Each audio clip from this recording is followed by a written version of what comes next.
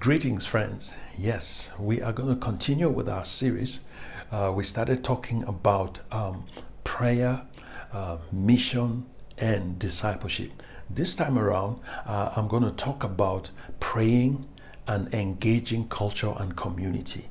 Now, in his book, The Wicked Church, Dr. Steve Morrell gives us a discipleship process, okay? And he breaks it down. He tells us that discipleship has to do with engaging culture and community.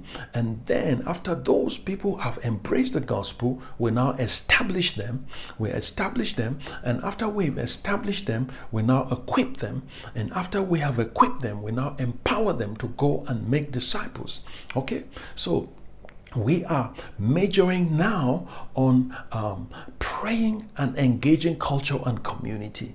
Now, what does it mean to engage? The word to engage simply means to establish meaningful contact or connection with a community or culture or a person. So that's what it means to engage. So in prayer, we are going to deal with that. And also culture. A culture is simply a group. It's simply what people do that they are not told. They are not told. They just do it. It has become a culture. And a community is a group of people. So how do we use prayer to engage culture and community? Number one, I'm going to give you three things. Number one is that you need to target the areas of community that have been captured by the enemy. Target those areas and pray. You need to employ the prayer of binding and loosing.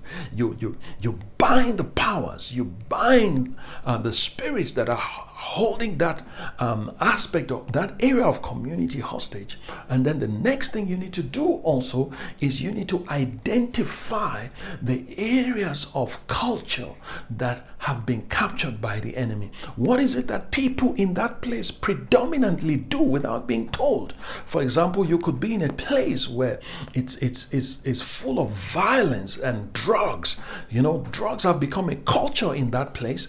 So you target that area in prayer and you begin to pray, deal with that. And then also you need to identify key leaders and influencers in that culture and in that community, and you pray, begin to pray, and target them in your prayer. Okay, a good example, Jesus demonstrated this in John chapter 4. In John chapter 4 with the woman in Samaria. This was an influential woman, remember, and Jesus targeted her. He engaged her in conversation, and to a point where he was able to also engage to the point where he could affect her culture. And then after that, he was able to bring her to faith. He was able to bring her to faith, and to tell you the kind of leader she was. She brought the entire city of Samaria to the Lord, and Jesus stayed there and he ministered to them. You see, so Jesus was able to effectively engage that culture, and he was able to engage that community with the gospel, and it brought salvation of many. So in our prayers, we also need to identify the things that people do predominantly without being told. Identify the key players, pray for them. You bind the powers ruling in that culture and in that community, and then you bind the powers over the key influencers, and then you release the kingdom of God. You pray for the kingdom of God to manifest in those places.